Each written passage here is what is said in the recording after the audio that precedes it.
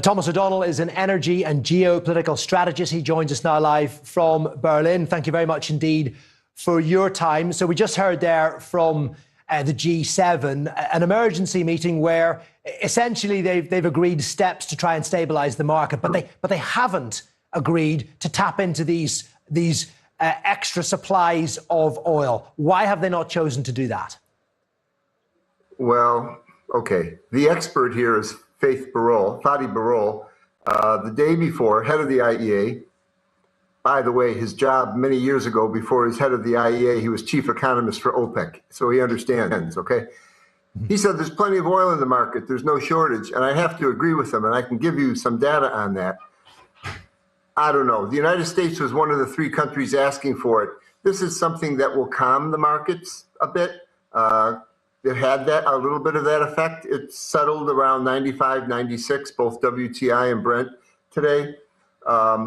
So maybe that's part of it. There's a problem about where the oil is and things like that, but there's plenty of oil in the market. It seemed to me premature, actually.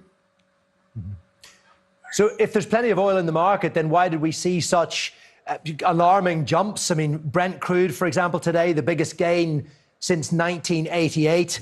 And gas prices up, stock markets tumbling, all of those fears that come with a conflict of uncertainty and inflation and interest rates and all of that. Yeah, no, there's no question. If the straits stay closed for a number of weeks, there'll be real problems. But what they're talking about releasing the reserves are like 400 million barrels. It's more than symbolic. You know, that's 4 days worth of global oil. That's 20 days of what's being lost through the Gulf. Okay, that's reasonable. That should help things. But all the countries that are in the IEA, that are members of the OECD, almost 30 of them, each one of them has fully 90 days of their imports in storage. If that was fully released, it would be huge. It would really tank the price of oil. So Fatih Birol is right. There's no fundamental problem at this point, okay? Even China is worried about the oil from the Gulf, but there's all sorts of oil sitting offshore China. In the global, floating on the water in the world, there was 1.4 billion barrels before this war began, way over what's normally there. The Russians couldn't get rid of their oil. They didn't know what to do. They were almost forced to close their pumps in West Siberia, which would be ruined in this weather if they had to close it. They couldn't send it to India. They were putting it on ships that had nowhere to go. The amount of oil they had floating on the water had increased by 50 or 60% in 2 or 3 months. So this was a wonderful time for Mr. Trump, if I could say. Historically, it was optimal. Normally, the other wars in the Middle East, immediately, the other two Gulf wars, you could call them, immediately the strategic reserves were in play. So it's quite a different situation. The price has spiked, I understand. But if you look at it historically, in constant dollars, it's up, but you know, it's not a problem of supply at this point. Let me just put it that way. No, that's fair enough and point taken. And who's benefiting from this, Thomas? How about Russia?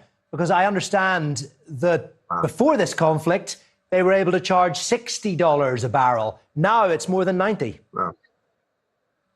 Okay. This is kind of funny. Okay. The Americans had put the Russians, and together with the Ukrainians, consciously working together. I wrote a long report about this in January. They decided to inflict pain on the Russians, that the only way they're going to get the Russians to agree to, Trump decided the only way they're going to get them to agree to a deal in Ukraine is to force their oil off the market because they're a petrostate. And you could see what Trump did. He was helping Ukrainians hit their refineries. They have to export the oil they can't use at home. They can't sell it abroad. They can't find enough ships. Their ports were at 100%. They were going to have to turn off these fields, and the fields would be ruined. But Trump didn't push them the next step. He took Venezuela, which longer term would be needed to replace Russia. And I think that's exactly the signal to Putin.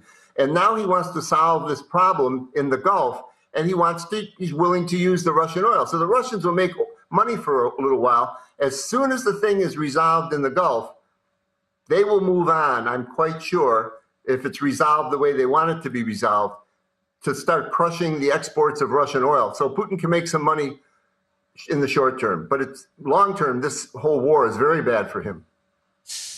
Yeah, and I did want to ask you about the knock-on effect for India and particularly China, but we are out of time, I'm afraid. Perhaps we'll leave that for the next conversation when we get you back on. Thomas, thank you very much indeed for joining us. Thomas O'Donnell there, energy expert and geopolitical strategist joining us from Berlin. Thank you.